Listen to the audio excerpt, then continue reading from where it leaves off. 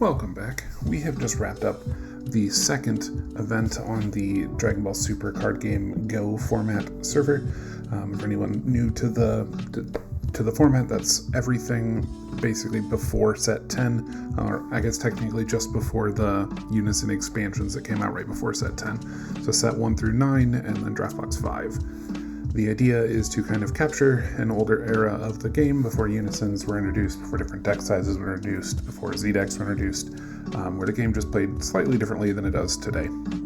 No fault to the current game or anything, but there's just something classic about and nostalgic about this era of the game for me, and I wanted to get to play a little bit more of it. So in this event, we switched to paper decks as opposed to like untap like we used in the first event. We went to a best of 3 format as well. Now we do fully allow proxies in the server, so if you don't own cards, you can still play. However, this is an incredibly cheap format, so it's really exciting to get to purchase like old new cards to use. You can even buy like really blinged out versions, like judge copies of cards, and some of these cards are like $3-4. It's just really exciting to get to kind of hunt down some of the cooler pieces that you could have got for this format, especially if they might have eluded you in the past. So in this event, since it was just the switch to webcam from Discord, this one was a little bit smaller than our Untap one. That one made sense. I wanted that first tournament to be as open as I could. I just wanted everyone to be able to like get in and play. As we move forward, I'm hoping that this will pick up some steam, and we'll keep going with growth. It's early, so only time will tell. In this event, though, we did cut to a top 4, so I want to kind of go over the decks that placed in that top 4 cut, and just kind of go over what I saw, what I expected, and how these decks kind of worked. We had 2 Surge Coup decks, both red-yellow. Funnily enough, neither one of them was red-yellow-blue, which was one of the more kind of common versions of the deck at the end of the game, or at the end of the format.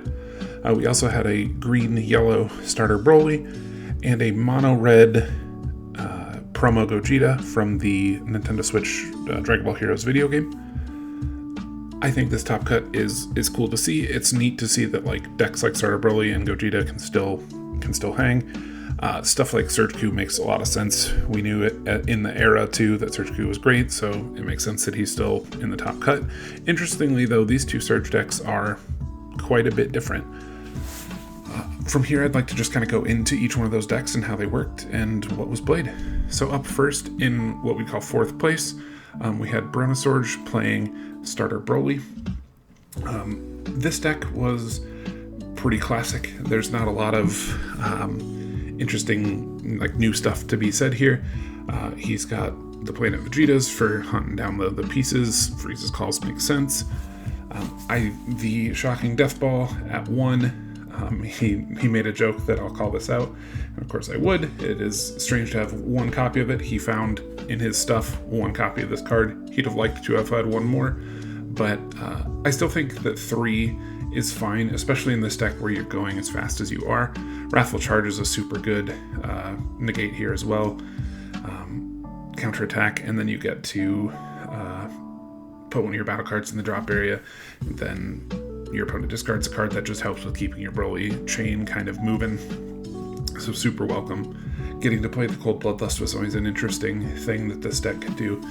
I did notice that this deck doesn't have any Paragus the Sacrifice. That is something that's a little less common than some others, but he moves through the chain just fine.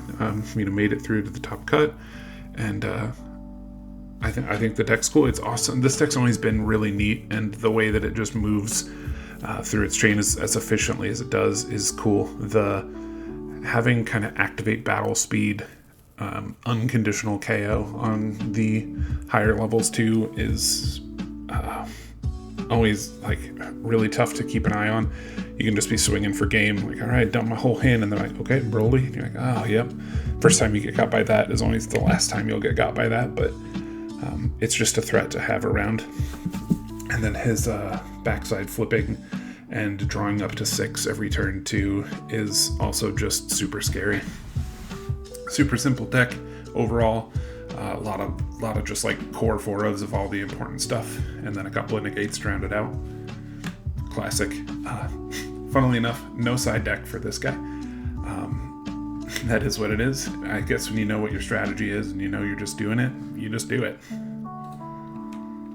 In third place, we had Mortal Scum with our first of the two Surge decks. He was playing what I would consider the more traditional Surge deck of the two.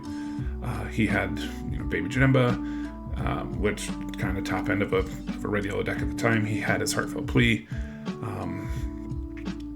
Having the Universe 9 package in here I think is cool, but is also, like, to me at least, fairly classic. This deck, it does a lot of just sort of controlling, waiting its turn out to get important stuff on the table during the battle phase with Raiders War Cries, things like that. The Bergamo Ferocious Roar tapping your opponent's energy too is super, super gross. No Holds Barred is a fantastic card. As we scroll down further here, the Surge of Inspiration makes sense too. Fu, you're essentially your second secret rare in this format. If you have a deck that's going to play the long game, excuse me, you're going to want to run one of these. It's just, it's banned now for a reason. This card's insane. Having a Swift Retaliation Cooler makes a ton of sense too. Late in the game, as you're pushing for the finish, if you've got the 3 energy to kill, then that's just enough to end the game sometimes. Side deck makes some reasonable sense here too. Crown of Retribution, incredible card at the time, especially into blue or decks leaving 2 energy up. Trunks the Cunning. These the Cunning cards that have an effect that lasts for the entire game, even if they leave play. These are just great. Every color has one, and most decks should have them. Kaioken Goku as a board wipe if you need it. Kami if you had to. It's a slightly different version of these two, a little less conditional. Muay Thai to counterplay a card and kind of protect yourself. Topo for a little bit extra protection. The extra Battle to the Death in the side deck I think is cool. He does have 1 copy main deck, and I think this card makes a lot of sense in Surge Q, where you awaken not based on life, but putting cards underneath your leader. So you have sometimes the opportunity to like just burn through 3 life, or up to 3, 1, 2, 3. Not a lot of decks will have that opportunity, but this deck can kind of play defensively and keep its life up, and then still be awakened with like 5, 6 life left, and burn one of these late to get rid of something with barrier, and then still get to add up to 3 cards to your hand from your life. There's just a lot you can do with that. It can help set up to having enough extra cards to be able to do your Surge Awaken, since you have to put cards underneath your leader. I think it's a cool card. Having the second copy is neat. I think there are probably a couple of decks with a scary enough big barrier body that you'd have to worry about that. But I like having 1 copy at least. The second in the side deck doesn't make me unhappy either. Going into the second place deck, this was the deck that I played. This was the video game promo Gogeta. This deck is just aggressive. It's like low to the ground as close as it can be. We've got 7 of the 1-drop take a life attackers. Most importantly, Trunks for critical. 4 Deluge of Powers to give plus 10k to our red battle cards.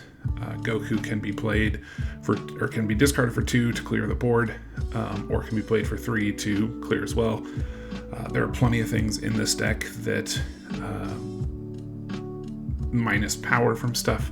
Goku can do it. The Death Balls can do it as well, so one-hit wonders come out really easily. We have the Chain Attack Trunks kind of package here with Trunks as well. So if we do get past our sort of just like aggro rush and we Chain Attack into Trunks, we have 15k bodies that we can play. Trunks is great, this Goku is great for playing off of Trunks as well, because you don't have to pay for him. You get a 15k body that also board wipes. That's fantastic. You can play this Goku as well. Running the Fearless Pan in the sort of play off a Chain Attack Trunks slot feels good too. A barrier blocker that gives all of your other red cards. extra attack and double strike for the turn.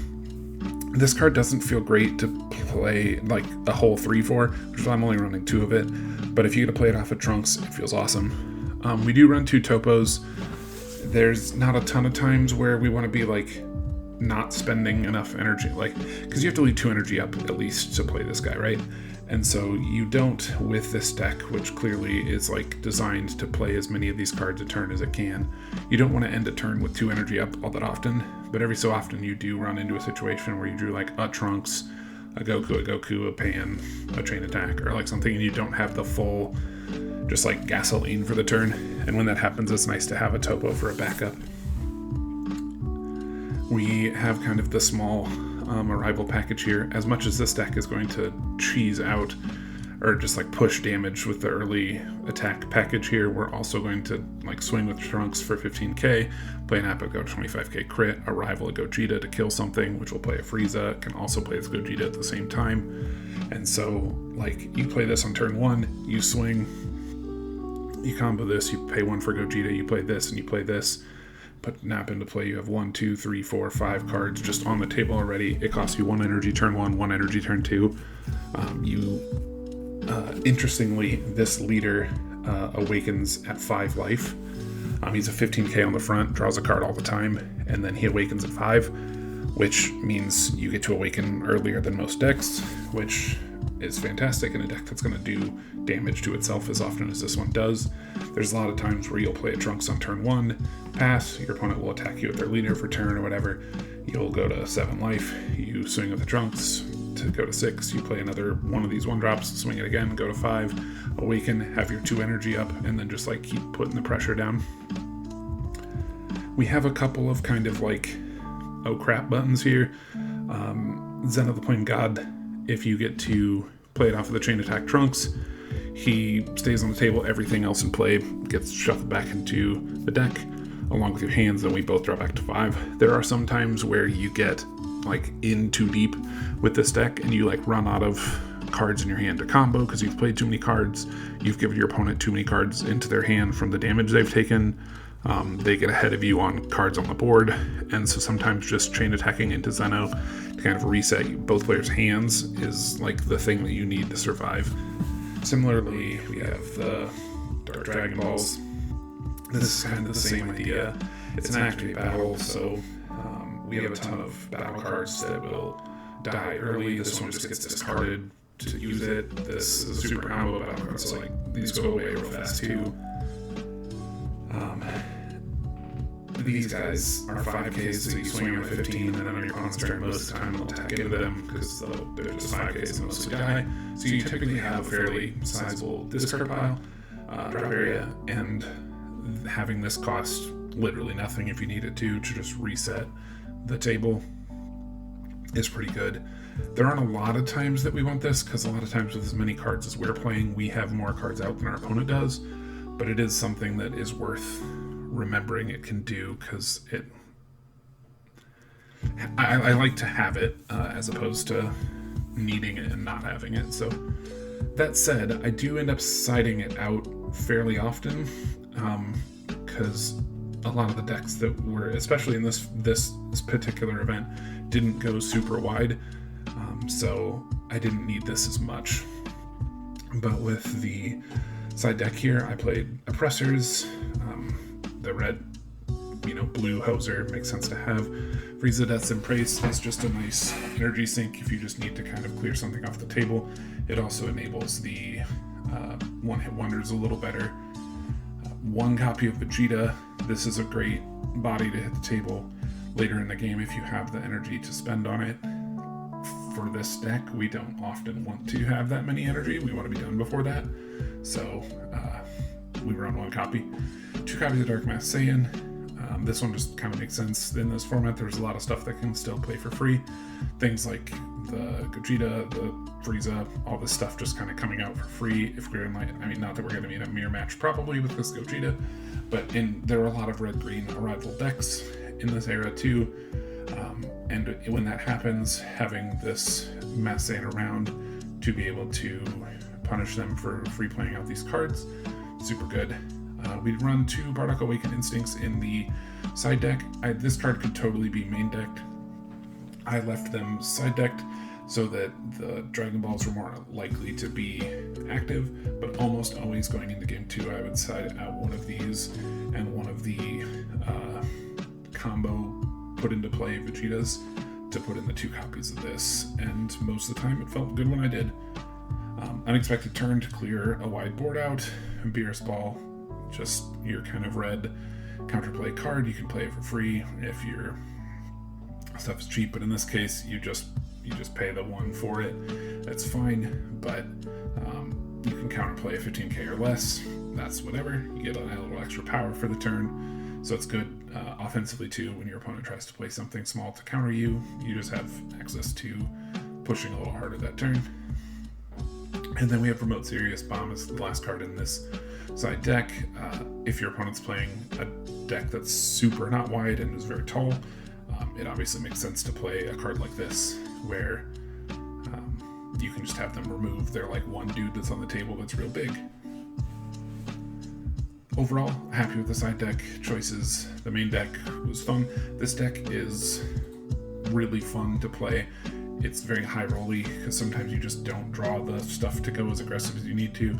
But when you draw the nuts and you can awaken turn 2 and play Gogeta and Frieza and still still have enough energy up to play a Topo on defense or to keep going to push with like a chain attack into something else or into a Zeno to reset. Like, you can do so much with the cards in this deck. It's very fun to make. It's very fun to move these cards around on the table. It's just sometimes it doesn't quite line up. You'll, if you are familiar with Nino Machado's channel on YouTube, he was kind enough to stream the final match of this event, and it is in Spanish, but you can still see the game played. It is myself versus the next Surge Q deck, and in that game, first game, you can see this deck definitely doesn't line up, and I just get kind of run over. Second game, it does line up a little better, and I can put on the pressure a lot harder, but Surge Q is just a great deck. Definitely a better deck than what I was playing, but I'm happy that this did as well as it did. And then finally, we have Skill Main on his Surge Q deck. This is the deck that won the event. This one is cool. Again, not tricolor with red, blue, yellow, which is the one that like I said, I expected to see that more than just the red, yellows, but this one especially has some unique stuff in it. So we have Goku Ever Evolving. When you play this card, pay 1 or draw a card and then activate main, you can pay a yellow, top 5 of your deck for a red, yellow Goku or Pan, put it in your hand just like a little searcher. That's fine, whatever. He also has the yellow Super Saiyan 3 Goku with it's basically just the yellow Kaba, take a life, double strike, whatever. But you have the Goku Great Ape, pay 1 red, put it on a yellow Goku GT with an energy cost of 1, so he's got, 8 copies of that, or 7 copies? Or 6, 2 of these, 4 of these, so he's got 6 copies to put this onto. It makes it a 20k. When it evolves into this, it gets plus 5k power for the turn, which makes it a 5k, and then you can awaken. You've got a 25k body, so you've got Son Goku Heartfelt Plea. He's got 3 copies of this as opposed to the first deck that just ran the 1. This card is, as anyone who is familiar with like any history of this game knows, that this card is incredible. A triple striker offering when you play it, and then you have to discard, or you have to place one of your 25k battle cards in the drop. That ape just lets you pay 1 for the 1 drop on like turn 1, and then turn 2 even. You can just go like immediately into Heartfelt Plea if you wanted to for just 1 energy. Just fantastic. Very, very good. So that's a cool chain to see played in the deck. He also runs Triple Flash. Now this one is a little bit less common, I think, to see, but you do the Heartfelt Plea turn. He comes out, he's a 30k triple striker, does his offering thing, and you can do that for free on the turn you awaken, and then you can play this on top of it. That's cool too. You can do that the next turn, whatever you want to do, and then it just becomes a bigger, more annoying body. You have Almighty Resistances, the counter in red-yellow. This is cool to see, just like the cooler that we talked about in the first deck. This kind of does the same concept. You just get late in the game and you wait to just bait out that counter that's going to save them from losing the game, and this shuts it down. That works really well too with the Mirror Creator Absorbs that he runs. Mira and Champa, this combo here is the iconic finisher of most of the history of the Dragon Ball Super card game, and in this deck it is as good as ever. You can do the Heartfelt Plea turn to get a triple striker with Offering for free, and then also get a Mira and this for 2 energy, for a total of 3 energy if you play the Ape, this, and this turn. Just fantastically strong. You've got a couple of 2-cost little counters here to cover yourself in some matchups where you're going a little bit slower. You've got the Black Smoke if you get real late into the game. Now, Scumine did mention that this secret rare doesn't typically feel the greatest in this deck. He just didn't know what else to use. I do think that Mortal Scum's use of Baby Janemba makes a ton of sense. That card is cool, and this deck does play a long enough game to justify it. This deck, because of the triple flash and how easily it Heartfelt Pleas, this deck like puts on the gas a little harder than Mortal Scum's deck did. His was a little bit more responsive in the classic way that you kind of play the Surge Coup. You use his Awakened effect to like remove double strike or triple strike from stuff. You respond with your big combo Bardox and that kind of stuff. This deck is like, no, I'm going to attack as often as I can. I'm going to like cheese out giant bodies, and then I'm going to use my Surge powers to give myself plus 10k and critical. So that's just, it was just a different take. It was cool to see both represented here. 2 of the Battle of the Death here, just like I talked about in the last deck. This one makes a ton of sense to have as well. Having the 1 copy of King Vegeta is fun, just removal and a rival for a yellow. Fun. Side deck here, there's one thing I want to, there's a couple things I want to mention here. One, I like the strategy to use 7 here to give all your Red Saiyans barrier for the turn. That's just a cool way to kind of protect yourself going into a following turn. Makaba's Awakenings are a funny little tech choice, and also do a nice job of getting 20Ks to 26, so they're good for your Goku effect, things like that. So that's nice. He runs the Fu Shrouded in Mystery in the side deck. For me personally, I guess I can see why you do it. If you think that like this deck is too slow to even play this guy, or too fast to play this guy, the 6 cost for this one doesn't make a lot of sense either. So I can see why you would go with that. The one thing that was the most surprising to me about this side deck was the 2 copies of Frost Deadly Poison. Having to have blue, you have no blue represented in the deck at all, so you'd have to run both of these in. You'd have to find one of them, charge it, rested, because it is an energy exhaust card, and then later still have the second Frost Poison when you need it to be able to tap 1 Frost Poison and use the other one. It just feels like a lot to ask to be able to pull that effect off. It's a good effect, great card, but the 2 copies of it are, I don't know. This one is a little skeptical to me, but this one would have made more sense if this was kind of more of the classic blue-yellow Surge Coup, I think, and you had some more of the blue package in the deck. But as those being the only 2 blue sources, I'm a little iffy on how often that would go off. The deck does draw a ton of cards, I suppose, so maybe it's more likely here than some decks, but yeah. Overall, I think this top cut was very cool. It's cool to see 2 wildly different Surge Coup decks make the top cut. And I think that's kind of a testament to this like era of the game as well, where decks were so much less archetypal. They're more about like what players decide to put in their deck and like which kind of good stuff piles they put together. You can see these Search True decks are the same leader, but both play wildly differently. One's a lot more defensive, one's a lot more offensive. One puts on pressure in a much different way than the other one. I don't know necessarily which I think is better. I think this one is the weirder of the two, but clearly it won, so like it's an effective list. Shout out Skillman, you did a sweet deck. Very, very cool. But it's also cool to see Starter Broly making it up there, and then I'm happy that I got as far as I did with the movie promo Gogeta. Not a traditionally great deck, but a really fun leader to use. And that's it for the kind of review of this event. I think it went great. I loved the decks that were played. This top cut was cool. We have our third Discord event starting on the 23rd of November. That's 2 Sundays from now, or I guess not this weekend, but next weekend. On that date, you'll get pairings, and then you'll have a week to play each of your games. If you're interested in joining the format, joining the server just to like check the format out, or even play in the tournaments, it's listed in the Discord, or in the description. Just join it. There's an announcement tab in there that mentions the next event. If you want to play in it, just react to the post, and I'll put your name in the bracket.